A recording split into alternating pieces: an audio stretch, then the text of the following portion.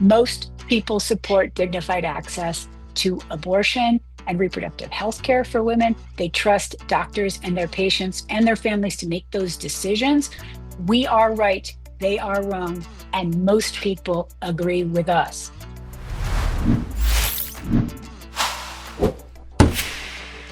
All right, it's time for our favorite podcast, Cut to the Chase.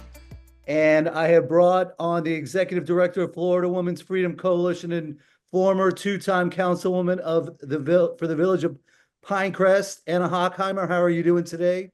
I'm good, Greg. How are you? I'm excellent, excellent. Want to cut to the chase. And, Amendment 4, the abortion initiative in Florida did not pass. And people want to know, where are we going from here? So I'm bringing you on to talk about that topic. Fantastic. Let's do it. I'm giving you the floor. Okay. Well, Florida's in a strange situation when it comes to Amendment 4, right? We won in one sense with 57.2% of the vote, which means we beat our opponents by 14 percentage points, which in any other political scenario is a blowout victory, right? We would be all on the street dancing and claiming that we had completely changed the ground game here in Florida. Except in Florida, we have this super majority requirement for constitutional amendments, requires 60% of the vote. And so, despite our huge victory, we actually lost.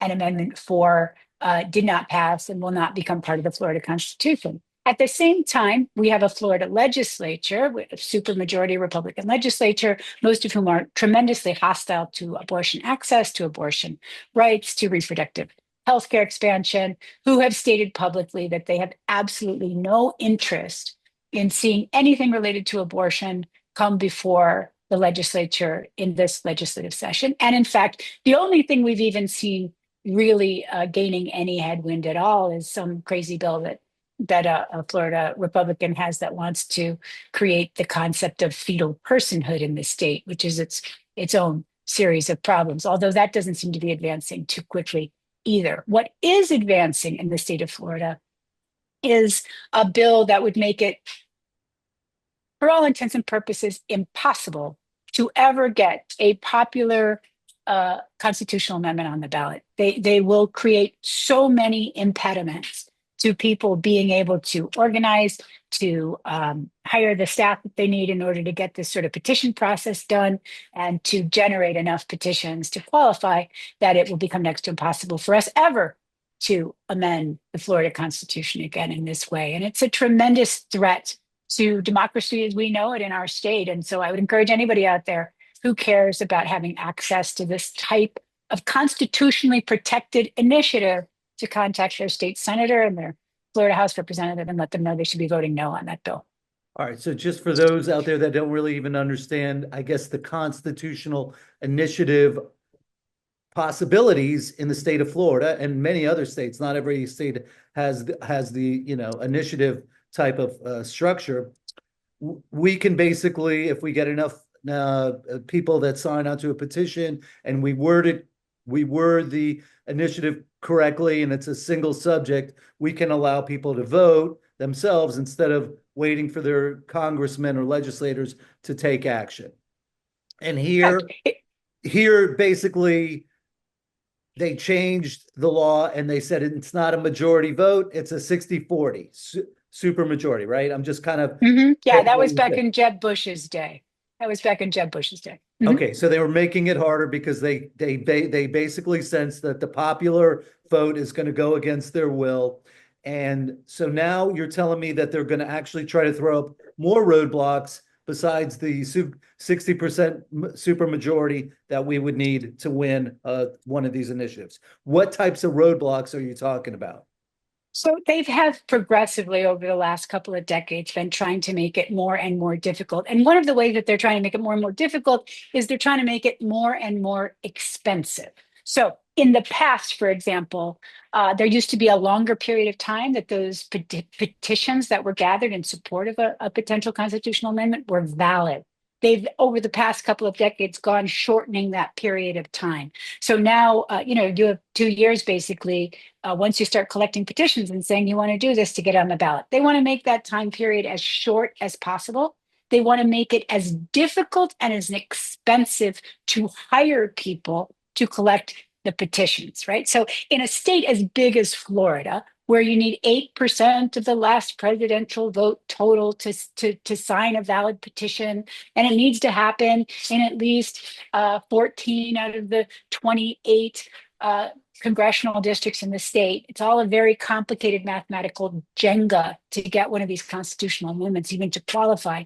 It requires hiring people to go out and collect petitions. Like this fantasy that this is some sort of like pre-industrial Vermont town where these constitutional amendments just sort of flow out of a volunteer framework. Like, that doesn't hold true because you have to get them in at least 14 out of 28 congressional districts, and you have such a short period of time to do it in.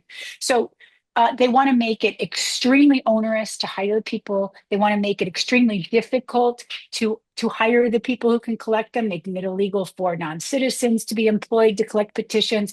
They want to impose exorbitant fines on what could be normal business errors, right? On whether a petition is correctly filled out, whether it's valid or not. They want to make it extraordinarily expensive. So here in the state of Florida, for example, with Amendment 4, we had a very, very strong coalition of groups. We had lots of volunteers collecting petitions for us all across the state. Some of your listeners might have been out there with clipboards, at festivals and farmers markets all around Miami-Dade County or elsewhere in the state collecting these petitions. Those petitions were supplemented from petitions from paid petition gatherers who were deployed strategically to cities and counties across the state to seek out people who would sign this petition. It means that we who spent $19 million just in the petition phase to get Amendment 4 on the ballot, to even get to the point where we could be reviewed by the Florida Supreme Court. It would be upwards of what, 40 or $50 million just to be able to do the same thing now. Now, a big industry can do that, right? That's why you see True Leave coming back to the well and deciding they're going to try and put recreational marijuana back on the ballot. They have a huge financial interest in making recreational marijuana the law of the land here in Florida. So while they spent about $40 million in the last election cycle just to get the recreational marijuana Amendment 3 on the ballot, which lost, they may have to spend twice that, $80 million, to do it again under these new laws. But a big, huge corporation like True Leave has the resources to do that, can keep coming back and trying it again and again and again. Whereas authentically grassroots issues like Amendment 4 and access to abortion and dignified reproductive health care for women doesn't have that sort of financial business interest involved. It becomes practically impossible to be able to do what the Florida Constitution intended to guarantee us to be able to do. I mean, this is what people really need to read here, is that our right to alter the Florida Constitution in this way through popular petitioning and popularly initiative amendments is guaranteed to us in the Florida Constitution. And again, you're seeing the legislature attempting to gut the spirit and intent of these fundamental elements that define how our civil and political society is supposed to govern itself. And we've seen it before in Florida. We see it all the time. We've seen it over the last 20 years, time and time again.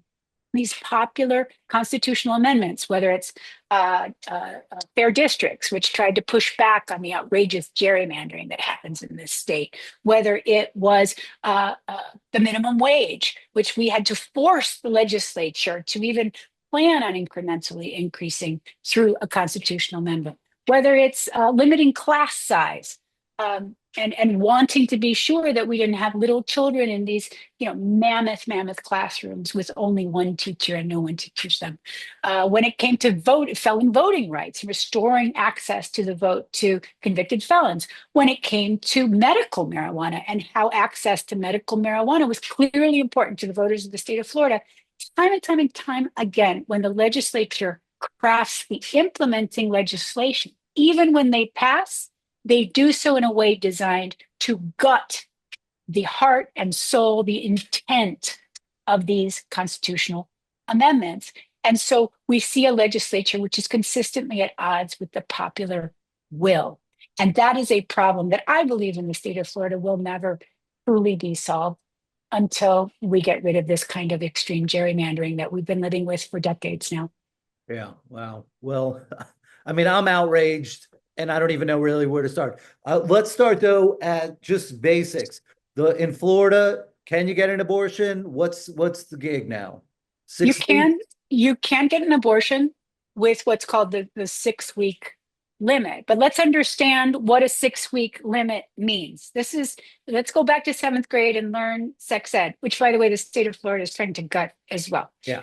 So for those of us who are old enough to have actually had quality science-based sexual education, let's remember how a pregnancy is dated. A pregnancy is not dated from the moment of conception. It is dated from the date of the woman's last menstrual cycle.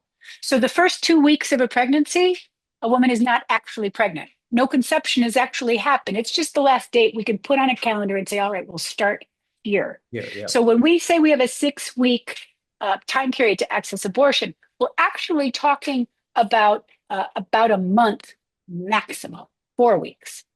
And the state of Florida requires at least 2 in-person visits to a doctor that have to be at least 24 hours apart. So that means, for all intents and purposes, when you're dating a pregnancy, once you get to about 5 weeks, if you haven't already started that process, you're probably out of luck. It's too late. Yeah. And to be clear, the vast majority of women have no idea that they're pregnant when they're 5 weeks pregnant. Yeah. At that point, they're no more than a couple of days late on their period, right? So abortions are still being performed, but it is extremely important that if a woman wants to consider seeking that kind of care and looks for it, she not wait. The minute you suspect you're pregnant, you have to go and seek services, confirm that you're pregnant, and start that process.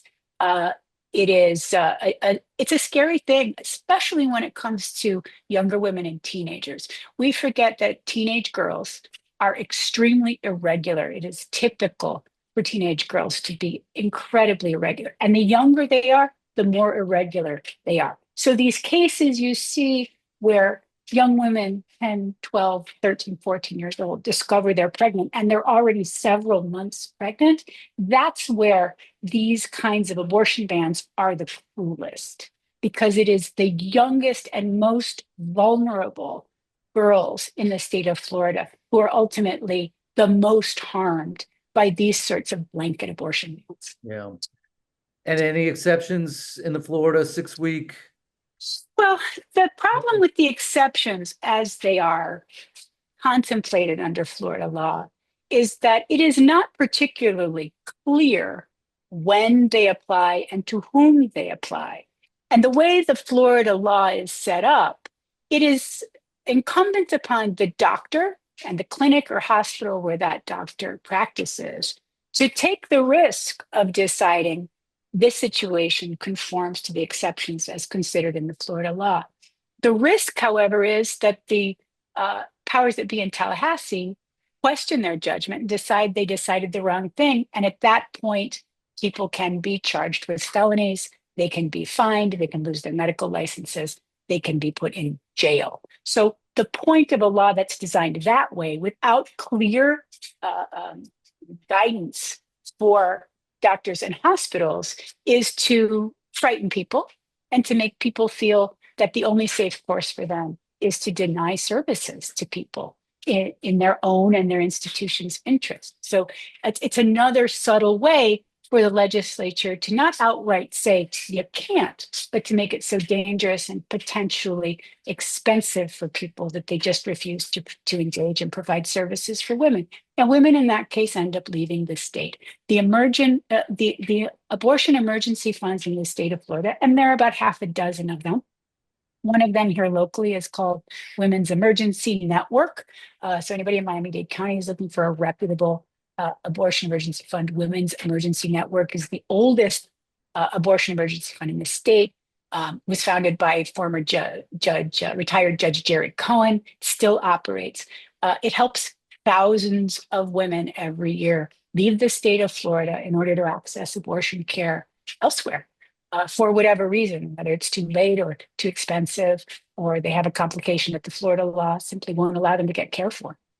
All right, so Amendment 4, how was that different than the 6-week law that's on the books right now? Amendment 4 would have, for all intents and purposes, returned Florida law to what it had been in this state before the fall of Roe v. Wade. So Roe versus Wade, which established a constitutional right to privacy, which therefore meant women had a constitutional right to access abortion, was the law of the land here in Florida for a very long time.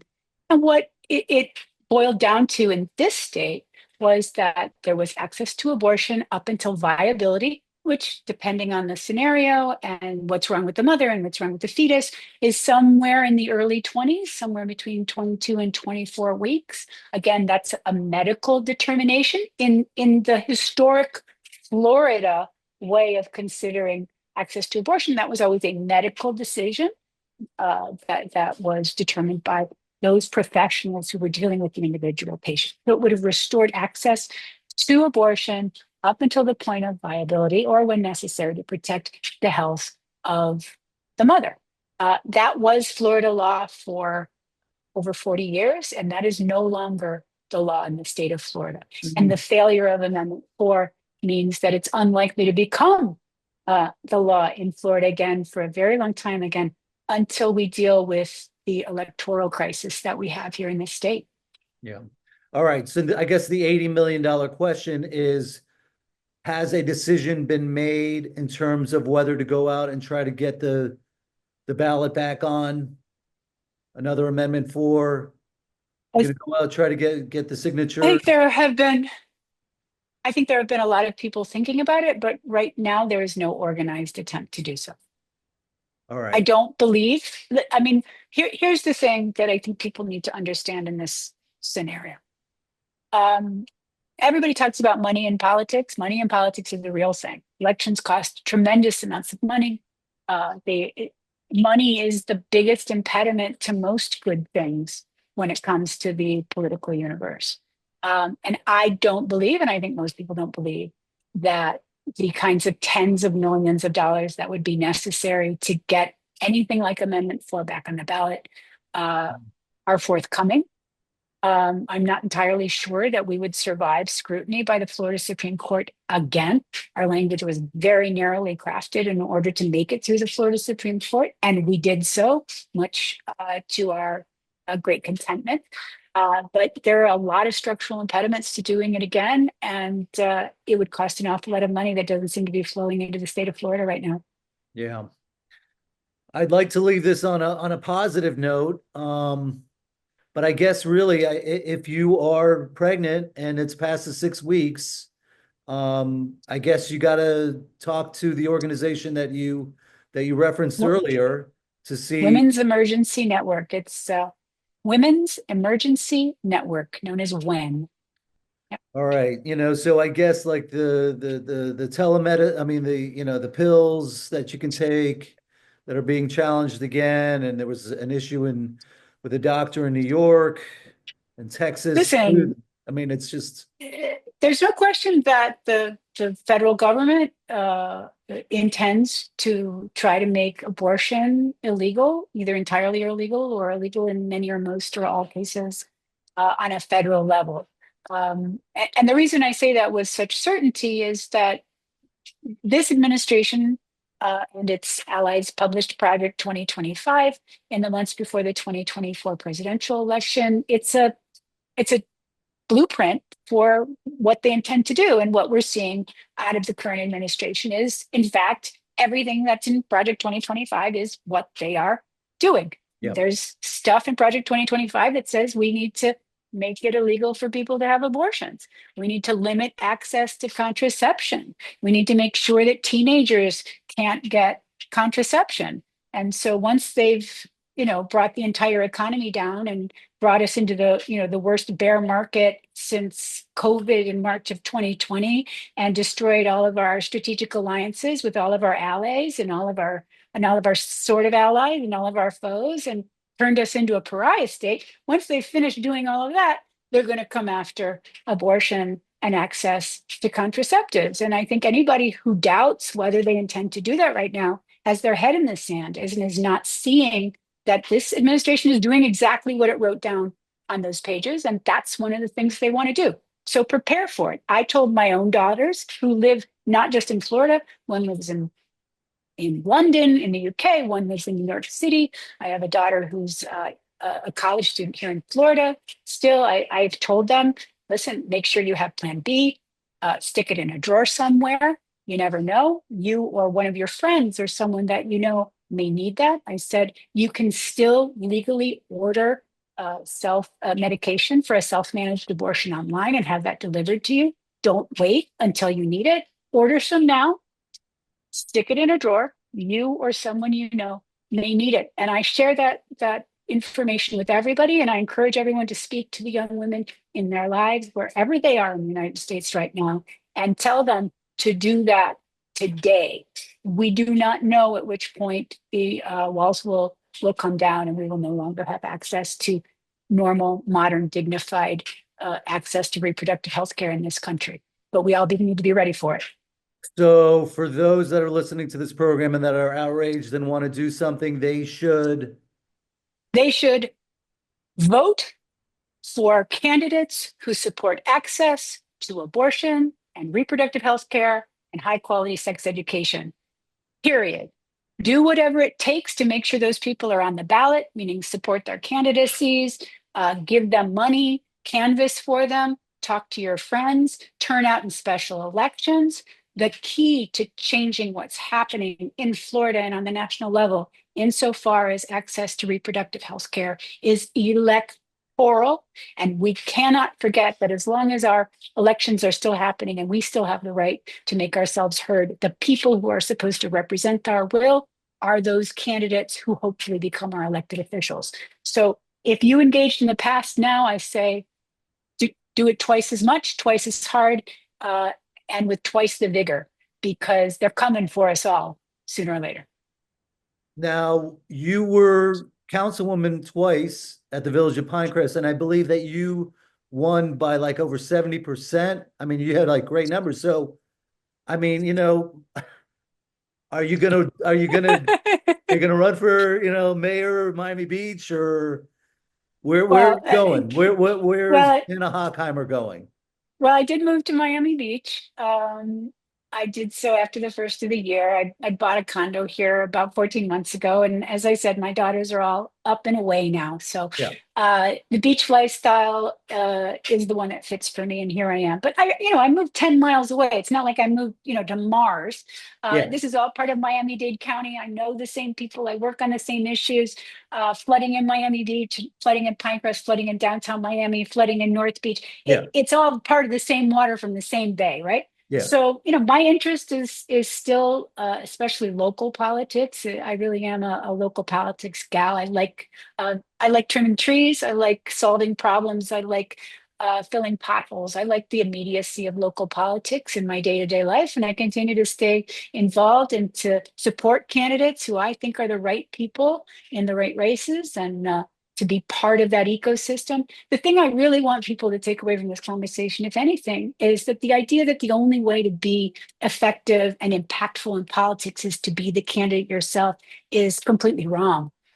Candidates are maybe the tip of the iceberg, maybe the most visible part of a political mechanism, but that candidate sits on top of a huge team of people, some of whom are full-time employees, some of whom are consultants, many of whom are just volunteers, people who care about what happens and are willing to put their time into it, whether it's through organizations or through their individual volunteerism. And I cannot tell people how important it is to get involved in that level, even if you never want to be the candidate yourself.